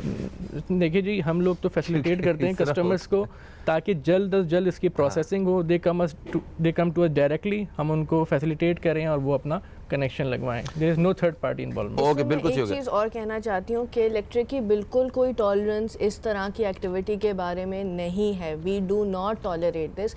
तो अगर इस तरह की कोई इंसिडेंसेस हुए हैं तो वो रिपोर्ट किए जाएं ताकि हम इनके खिलाफ एक्टिविटी कर सकें। बिल्कुल सही। और के इलेक्ट्रिक का जो कस्टमर केयर का जो डिपार्टमेंट है वो मैं खुद भी विटनेस हूँ, मेरा एक दो दफ़ा जाने का इत्तेफाक हुआ है। वो बड़ा प्रोफेशनल है और वो आवाम के साथ बड़ा बेहतरीन अंदाज से ताउन भी करते हैं। एक ब्रेक की तरफ बढ़ेंगे हम लोग, ब्रेक से वापस आते हैं तो अपने मेहमानों से बातचीत का सिलसिला जारी रखेंगे। कहीं मत जाइए, अब तक देखते रहिए उस कैफ़े, देखते रहिए।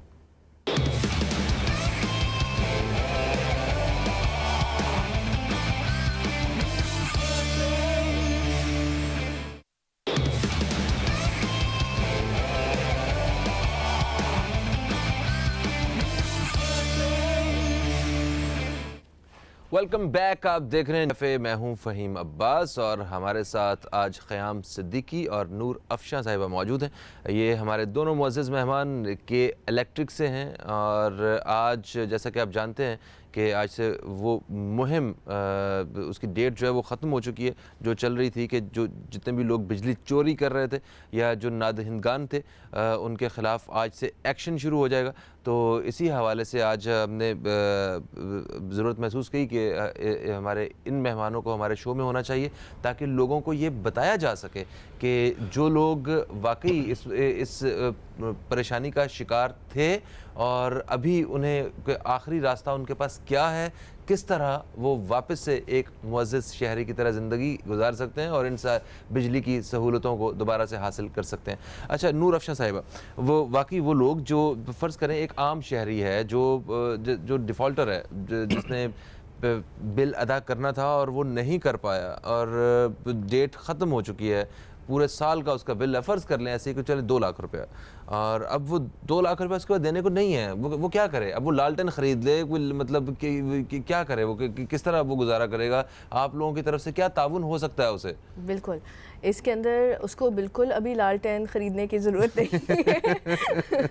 वो हमारे पास आए, हमने इसी वजह से हमने इजी पेमेंट स्कीम्स किए हैं जिसके अंदर इंस्टॉलमेंट्स भी इंक्लूडेड हैं। तो वो आए, अपने आप को रजिस्टर करवाए, दिखाए कि वो जेन्युइनली इंटरेस्टेड है कि वो पे करेगा और वो बाकायदगी से माहवार पे करेगा। ठीक है। और हम उसको पूरा सपोर्ट करेंगे इस प्रोसेस के अंदर। अच्छा ठीक है, यानी कि उसे घबराने की जरूरत नहीं है, वो कोई देर नहीं हुई है? बिल्कुल भी नहीं, वो आए जितना जल्दी आ सकता है क्योंकि हमारी कार्रवाई शुरू हो गई है। अच्छा। लेकिन एट द सेम टाइम हमारे कैंप्स लगेंगे, हमारे 30 कस्टमर केयर सेंटर्स खुले हुए होंगे, वो जितना जल्दी आए अपना इंटरेस्ट जो है वो रजिस्टर करवाए।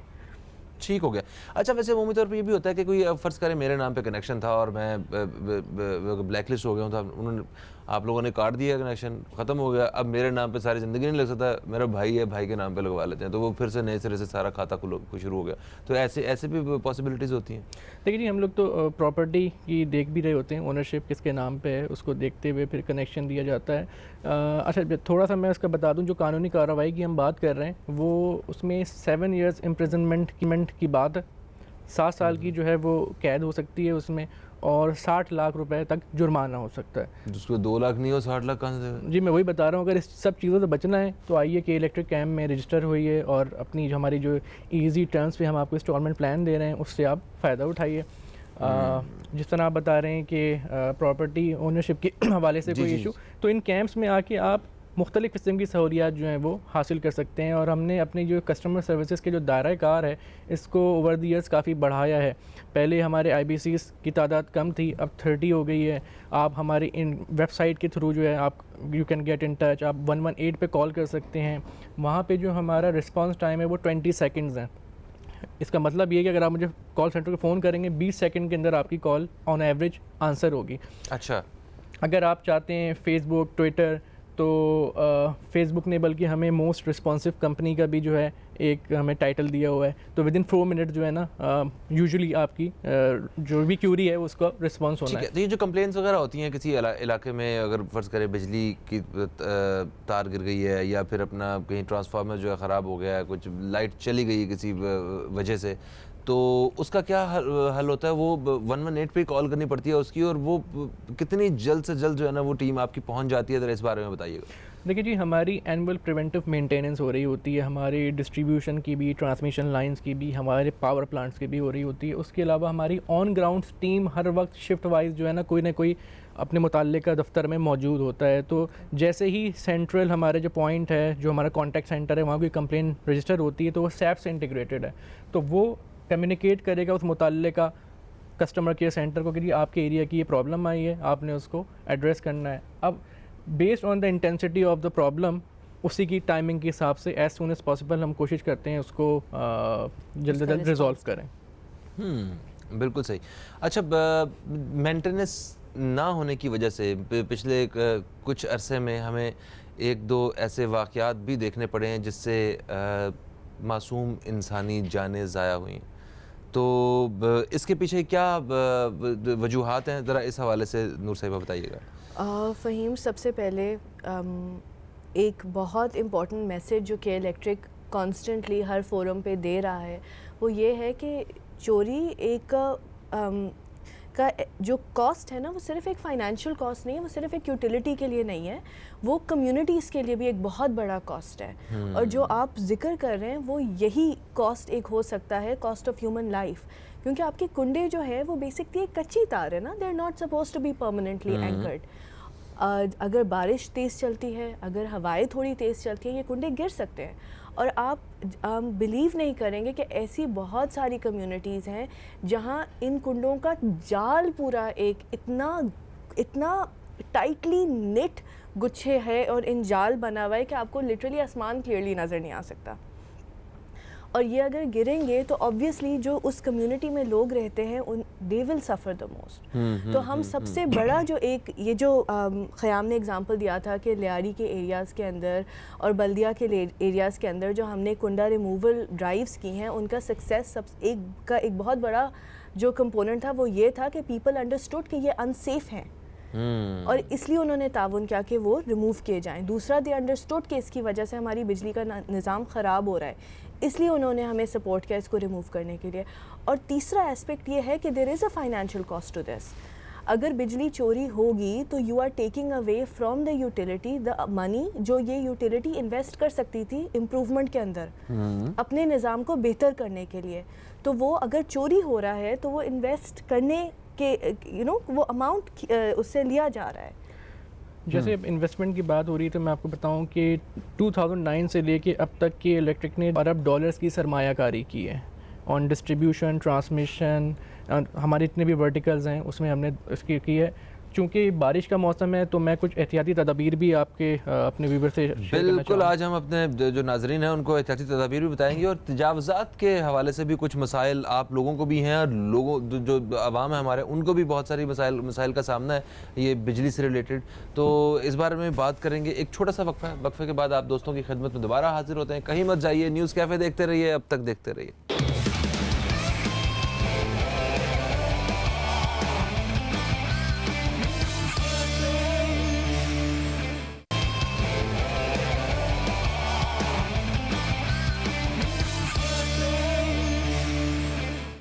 Welcome back. आप देख रहे हैं न्यूज़ कैफ़े। मैं हूं फ़हीम अब्बास। के इलेक्ट्रिक से हमारे साथ मेहमान मौजूद हैं ख़याम सिद्दीकी साहब और नूर अफशां साहिबा। आज इन बिजली के हवाले से, बिजली चोरी के हवाले से और बिजली के हवाले से कुछ जो हमें परेशानियों का सामना रहता है, हम उस बारे में बात कर रहे हैं अपने मेहमानों से। ख़याम से वक्फे से पहले बात हो रही थी कि मतलब किन किन मेंटेनेंस के हवाले से किन किन दुश्वारियों का सामना करना पड़ता है।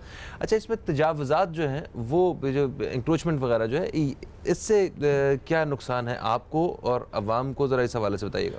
देखिए, इंक्रोचमेंट तो एक बहुत बड़ा चैलेंज है, और चूँकि अक्सर और बेशतर ये डिस्कस होता है कि कराची की मास्टर प्लान मौजूद नहीं है, तो इसमें मसाइल ये आते हैं कि फ़ॉर एग्ज़ाम्पल मुझे कहीं लाइन देनी है, ठीक है, तो मुझे उन मुताल्लिका ऑर्गेनाइजेशन से पहले परमिट लेता हूँ, फिर मैं ऑपरेट करता हूँ, लेकिन ये तरीका जो है तमाम इदारे नहीं अपनाते। फ़ॉर एग्ज़ाम्पल लियारी में हमारी एक अंडरग्राउंड लाइन जा रही थी, वो एक इदारे ने उसको काम करते हुए कट कर दिया। ठीक है। अब एक अंडरग्राउंड केबल को मेंटेन करना, उसकी मेंटेनेंस करना जो है कदरे मुश्किल काम है, उसमें काफ़ी दिन लग जाते हैं, सार्फिन को परेशानी होती है। इसी तरह तजावुज़ात जो हैं, फ़ॉर एग्ज़ाम्पल हमारा इंफ्रास्ट्रक्चर सालों पहले लगा था, उस वक्त वहाँ पे आबादी नहीं थी, ग्राउंड था, अब वहाँ पे इलीगल सेटलमेंट जो हैं वहाँ पे आके आबाद हो गई हैं। उससे ये होता है कि आप मेंटेनेंस करना भी आपका बड़ा मुश्किल हो जाता है अपने सिस्टम की, और वो फिर एक सेफ्टी हैज़र्ड भी क्रिएट कर देता है। तो हमने मुख्तलिफ़ प्लेटफॉर्म पे जाके, मुख्तलिफ़ इदारों पे जाके इस बात को उठाया है कि इसका जो है कोई लॉन्ग टर्म सोल्यूशन ढूंढा जाए, उनके लिए भी कोई अल्टरनेटिव हो, और ताकि इस सेफ्टी हैज़र्ड को जो है मिनिमाइज़ किया जा सके। और क्योंकि बारिश का मौसम है, तो मैं अपने सार्फिन से दरख्वास्त ये करूँगा कि एहतियाती तदाबीर होती हैं जो आपने ज़रूर अपनानी है।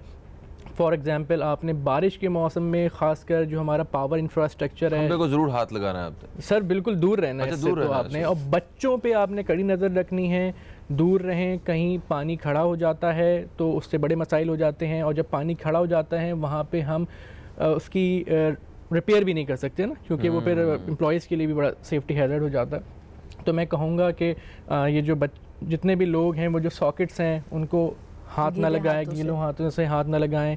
डोर बेल से जो है आप उसको बड़ा देख संभल के इस्तेमाल करें, बल्कि ना ही करें तो अच्छा है, आप डोर नॉक कर दें। और इसी तरह से बहुत ज़्यादा सेफ़ रहने की ज़रूरत है बारिश के मौसम में, ताकि किसी भी अनफॉर्चुनेट इंसिडेंट से बचाया जा सके।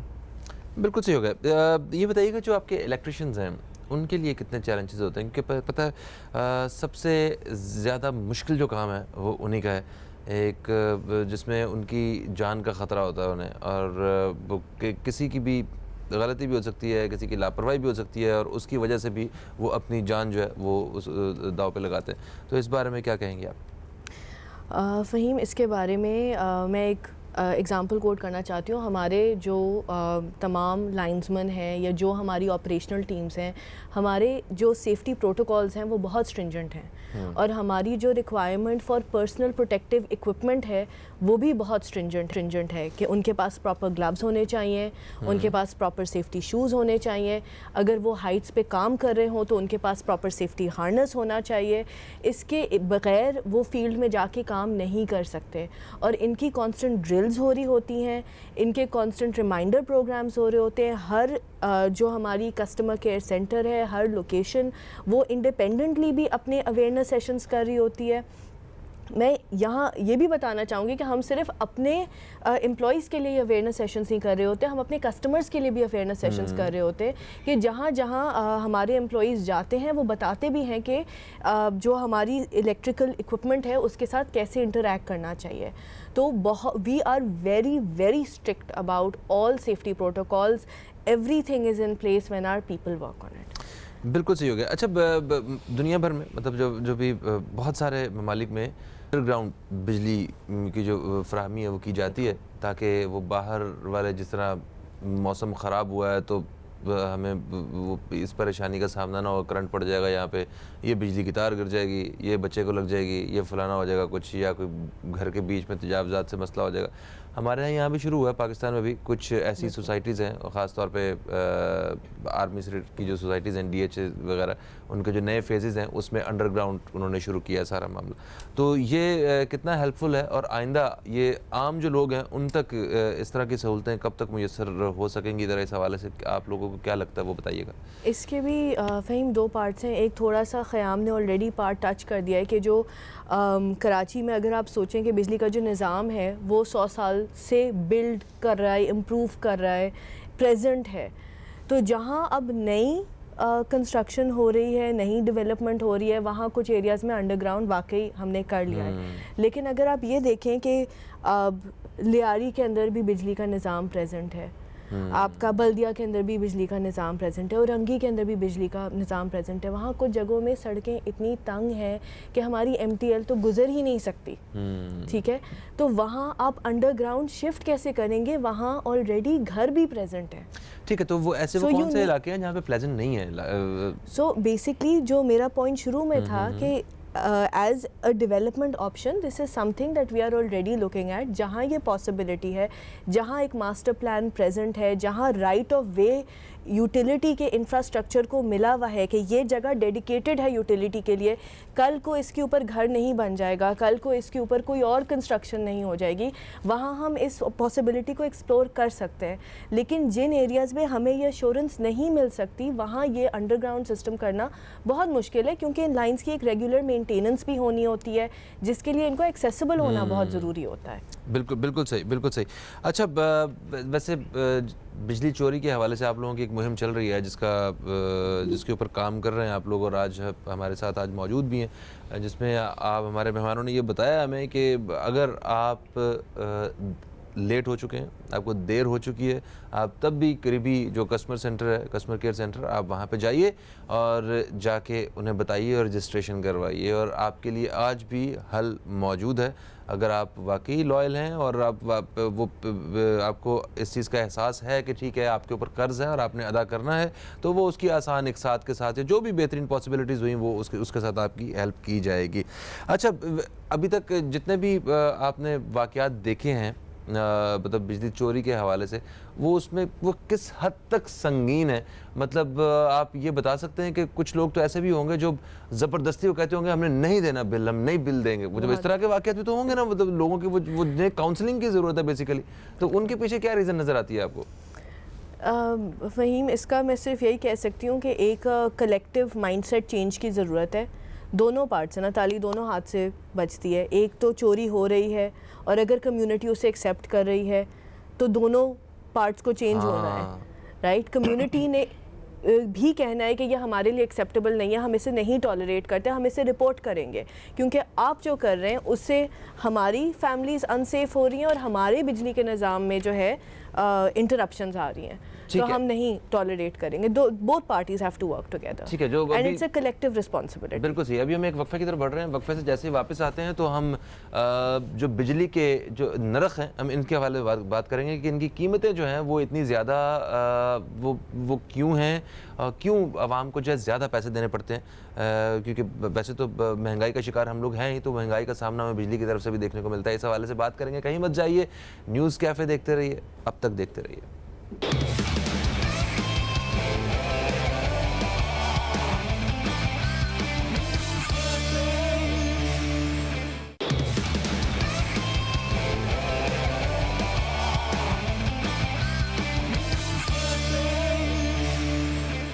जी दोस्तों, एक वक्फे के बाद हम फिर से आप दोस्तों की खिदमत में हाजिर हो चुके हैं और आज कराची इलेक्ट्रिक से हमारे साथ मेहमान मौजूद हैं, उनसे बातचीत का सिलसिला जारी है। अच्छा, जैसे कि वक्फे पे जाने से पहले हमने बात की थी कि हम बिजली की जो कीमतें हैं वो उसके हवाले से बात करेंगे। हम इतनी ज़्यादा आवाम कीमत क्यों अदा करते हैं? अब मुझे नहीं पता कि आप लोग तो वैसे के इलेक्ट्रिक के एम्प्लॉय हैं, आप लोगों के घर बिल आता है कि नहीं आता। मैं जब लाहौर में होता था तब मुझे पता था कि जो लोग वापडा के एम्प्लॉय होते थे उनको बिल बहुत मामूली सा देना पड़ता था। आप लोग वैसे बिल पे करते हैं? जी जी बिल्कुल, हम पूरे का पूरा बिल अदा करते हैं। ये तो वैसे अच्छा, तो वैसे बिजली महंगी क्यों है, ज़रा इस बारे में बताइए। ये एक कॉमन मिथ है, अच्छा वो आपने इसके ऊपर बात कर ली। जो बिल कराची का सारिफ अदा कर रहा है वही उतने ही पैसे, उतना ही टैरिफ इस्लामाबाद, लाहौर और दीगर शहरों में उसका इतलाक़ हुआ हुआ है। जो टैरिफ होता है वो हुकूमत उसको सेट कर रही होती है। तो ऐसा नहीं है कि कराची में कुछ और है और कुछ जगह कुछ और है, तो it's uniform across the country और ये गवर्नमेंट ही सेट कर मगर फिर भी पूरे पाकिस्तान में, तो कराची के अलावा भी तो लोग हमें देख रहे हैं, वो भी पूछना चाहते हैं कि आखिर पाकिस्तान में बिजली महंगी क्यों है इतना। देखें ना, मौसम की शिद्दत देखें, यहाँ पे गर्मी होती है, आपको एयर कंडीशन की ज़रूरत होती है, आपको अगर वो इस्तेमाल किया है तो उससे कम से कम कोई 5, 6, 7, 8 हज़ार रुपये तक आपको एक्स्ट्रा बिल पे करना है। तो मतलब ये महंगा है ना एक आम आदमी के लिए। इसका मैं पूरा जवाब देना चाहती हूँ प्लीज़। सो अगर आप देखें, जब किसी चीज़ का बिल आता है ना या कोई कॉस्ट आता है तो उसके 2 कंपोनेंट्स होते हैं। एक होता है जो रेट होता है, जो पर यूनिट कॉस्ट आता है, जो ख़याम ने बताया कि यूनिफॉर्म है अक्रॉस पाकिस्तान, उसमें कोई डिफरेंस नहीं है कराची, लाहौर, फैसलाबाद, मुल्तान, और ये गवर्नमेंट सेट करती है, ये के इलेक्ट्रिक नहीं सेट करता, हम सिर्फ छापते हैं बिल पे। ओके। और दूसरा पार्ट होता है कंजम्पशन, कि कितना इस्तेमाल किया, जब वो दोनों मल्टीप्लाई होते हैं तो आपका बिजली का बिल आता है। अब जो ये कंजम्पशन वाला पार्ट है वो किसके कंट्रोल में? वो तो हमारे कंट्रोल, मेरे कंट्रोल में, आपके कंट्रोल में, आपके कंट्रोल में। हाँ। तो जब हम कहते हैं ना बिजली का बिल बहुत महंगा आया, तो एक पार्ट को हमने एक्सरसाइज किया है ताकि वो ज़्यादा आए और हम इसको कंट्रोल कर सकते हैं। अच्छा, नहीं इस्तेमाल तो हमने ही किया ना उसे, मगर मैं जो बात करूँ, जो बुनियादी जो कीमत है उसकी, वो तो बेसिकली ज़्यादा महसूस होती है। हालांकि इतने एक बड़े मुनासिब से इस्तेमाल का बड़ा एक बिल आना चाहिए कि इतना ज़्यादा मामलात होने नहीं चाहिए। पूरा हमारा मुल्क जो है वो उस पर इतनी जगह मौजूद हैं कि पंचक्कियाँ लगाई जा सकती हैं और बिजली पता नहीं कहाँ कहाँ से हासिल की जा सकती है। मगर खैर, इस तरह के बहुत सारे मामलात जो है ना आवाम के जहन में आते हैं। तो आप कह रहे हैं कि इस्तेमाल जो है उस हिसाब से करें, कीमत तो कम नहीं हो सकती, जो है गवर्नमेंट ने एक गवर्नमेंट ने सेट की हुई है और पूरे मुल्क में सेम सेट की हुई है। तो दूसरा जो पोर्शन है ना, वो तो हम कॉन्स्टेंटली कंट्रोल में कर सकते हैं अगर हम, और सिंपल लाइफस्टाइल के चेंजेस हैं। बिजली ज़ाया ना करें। सबसे बड़ा जो एलिमेंट है ना बिजली के बिल में, वो ऑफन ये इस ज़िया की वजह से है। बत्तियां अगर आप कमरे में नहीं हैं तो बंद कर दें, पंखे बंद कर दें अगर आप कमरे में नहीं हैं, जो गैर ज़रूरी अशियाँ हैं उनको भी बंद कर दें। हम ऑफन ये करते हैं कि चीज़ चार्जिंग पे छोड़ के चले जाते हैं, स्विच ऑन होता है, that's a wastage of electricity, उसे बंद करें। जितना हम इस तरह के वेस्ट के ऊपर कंट्रोल करेंगे उतना हमारा बिल बेहतर आएगा और ऑनेस्टली उससे पाकिस्तान का भी फ़ायदा होगा। एग्जैक्टली उन लोगों तक बिजली जा सकेगी जहाँ पे जो बिजली से महरूम है। हम मतलब अगर हमने बिजली का इस्तेमाल जो है वो अपनी सिर्फ ज़रूरत के मुताबिक किया है, इजाफी बिजली को खर्च नहीं किया, तो वो इजाफी बिजली किसी के काम आ जाएगी। मैं आपको एक एग्जांपल दूं, सॉरी ख़याम, मैं एक बिल्कुल छोटा सा पॉइंट बताना चाही थी कि एक सिंपल सा चेंज, अगर हम इनकैंडेसेंट लाइट से LED लाइट्स पे शिफ्ट करते हैं तो आपको पता है कि आप कितनी बिजली बचा सकते हैं? 60%। आपकी लाइट में कोई फ़र्क नहीं हुआ, लेकिन आपने 60% बिजली बचाई और ये सीधा आपके बिल में एडजस्ट होगा। और किसको फ़ायदा होगा? ऑब्वियसली जिसको बिल भरना पड़ता है उनको बहुत फ़ायदा होता है।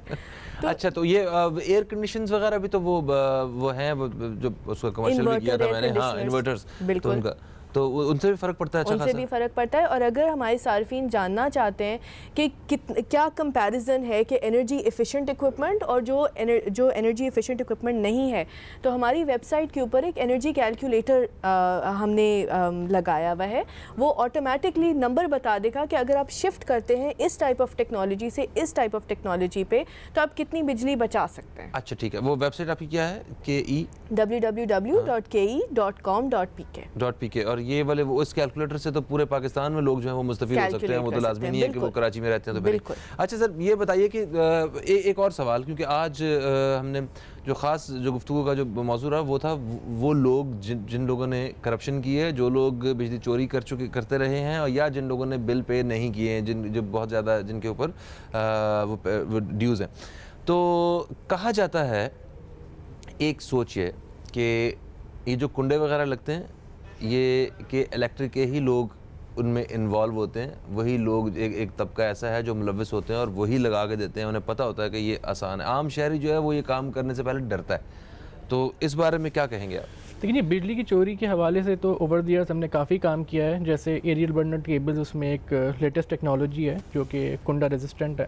दूसरी बात आपने कही किसी के मुलव्विस होने की, तो के इलेक्ट्रिक में तो इसकी टॉलरेंस बिल्कुल भी नहीं है। और अगर कोई भी समझता है कि उसको कुछ ऐसी चीज़ महसूस हुई है तो वो किसी भी फोरम पे जा सकता है। जैसे हमारा एक है speakup@ke.com.pk। अगर आप चाहते हैं कि आपकी आइडेंटिटी डिस्क्लोज ना हो और आप इस चीज़ को रिपोर्ट करें तो आप उस फोरम पे जाके हमें ईमेल कर दें। वो उस फोरम पे कैसे जाया जा सकता है? आप ईमेल कर दीजिए speakup@ke.com.pk। ये आपकी वेबसाइट पे सारी तफसीलात मौजूद हैं? ये वेबसाइट पे भी मौजूद हैं। आप हमें ईमेल करें इस ईमेल एड्रेस पे। आपको जो रिपोर्ट करनी है वो आप रिपोर्ट करें। आप उसमें बता दें कि जी आप अपनी आइडेंटिटी डिस्क्लोज करना नहीं चाहते हैं तो उसको जो है वो राज में रखा जाएगा और उसके ऊपर कार्रवाई की जाएगी। जहाँ तक अच्छा जो बिजली की बचत है ये बहुत अहम टॉपिक है। इसके ऊपर हम क्या करते हैं कि जो स्कूल्स में बच्चे तालीम हासिल कर रहे हैं उनके पास हम जाते हैं, उनको बताते हैं कि आपने क्या छोटे छोटे स्टेप्स लेने हैं ताकि आप जो हैं बचपन से ही उस सोच को जो है ना आप परवान दें और एनर्जी कंजर्वेशन की तरफ आपका माइंडसेट जाए। इंडस्ट्रियल एसोसिएशन में जाते हैं जी, हम काटी में सेमिनार किया ताकि अब जैसे घर के अंदर बिजली आप बचाएं बहुत अच्छी बात है, लेकिन इंडस्ट्रियल लेवल के ऊपर भी उसको बचाना चाहिए। बड़े पैमाने पे उनके हम ऑडिट्स करते हैं, फिर हम उनको बता दें कि आप अपने बिजली कंजप्शन कैसे कम कर सकते हैं। तो ये एक बहुत अच्छा तरीका है। जो आपने बात की ना कि रेट्स वाली, तो उसको आप इससे एड्रेस कर सकते हैं। अच्छा अच्छा अच्छा, बिल्कुल सही हो गया। ठीक है, तो इस हवाले से आपकी कोई मेजर बड़ी कोई कैंपेन्स वगैरह वो सोशल मीडिया पे कुछ इस तरह बिजली को बचाने के हवाले से उसके बारे में कुछ बताइएगा। हमारी एक ऑन गोइंग कैंपेन होती रहती है। हम ड्यूरिंग द होल ईयर एक एनर्जी कंजर्वेशन की टिप्स बताते रहते हैं। हम through out the year school children को एजुकेट करते रहते हैं। पूरे 2008 के अंदर हमने 50,000 से ज़ायद स्कूल चिल्ड्रन को एजुकेट किया है अबाउट ये जो एनर्जी सेविंग, एनर्जी कंजर्वेशन की टिप्स। इसके अलावा जैसे ख़याम ने कहा कि हम जो इंडस्ट्रियल एसोसिएशंस हैं उनके पास जाते हैं, हम ऑडिट्स जो करते हैं, तो एक हम नंबर भी अपने एंड से कैलकुलेट कर रहे होते हैं कि कितनी बिजली बचाई गई या कितने, क्योंकि बिजली के पीछे भी एक पूरा प्रोडक्शन का मैकेनिज़्म है जिससे CO2 भी रिलीज़ होता है, कितने CO2 एमिशंस भी बचाए गए। तो तकरीबन हमने 250 टन ऑफ CO2 एमिशंस जो हैं बचाए हैं through these energy conservation efforts. That's great. So there is a lot of progress being made on this account. Okay, ज़बरदस्त। ठीक है, थैंक यू सो मच नूर अफशान साहिबा और thank you so much Khayyam Siddiqui साहब, आप तशरीफ़ लाए। हमें बड़ी मुफीद मालूमात आप लोगों से हासिल हुई हैं और डेफिनेटली जो हमें इस वक्त जो दोस्त देख रहे हैं, जो अजीज़ हमें देख रहे हैं इस वक्त, उन्हें भी बहुत फ़ायदा हुआ होगा। और आपके अगर किसी जानने वाले को परेशानी का सामना है इस हवाले से कि वो बिल पे नहीं कर सके या किसी किस्म के इस तरह के वो मामलात का वो शिकार हैं, तो वो फ़ौरन वो किसी भी कस्टमर केयर सेंटर जाएं और वहाँ जाके अपने आप को रजिस्टर्ड करवाएं और बताएं कि ओके ठीक है, अब मैं आ गया हूँ, अब मैं ये सारा कुछ करना चाहता हूँ। तो डेफिनेटली हमें पूरा यकीन है कि इलेक्ट्रिक जो है वो आपका साथ देगा। थैंक यू सो मच, आप लोग तशरीफ़ लाए। दोस्तों, हमारे प्रोग्राम का वक्त जो है वो अपने अख्ताम की तरफ आ चुका है। फ़हीम अब्बास को और न्यूज़ कैफ़े टीम को दें इजाज़त। आप दोस्तों से इंशाअल्लाह फिर मुलाकात होगी, तब तक के लिए खुदा हाफ़िज़। पाकिस्तान जिंदाबाद।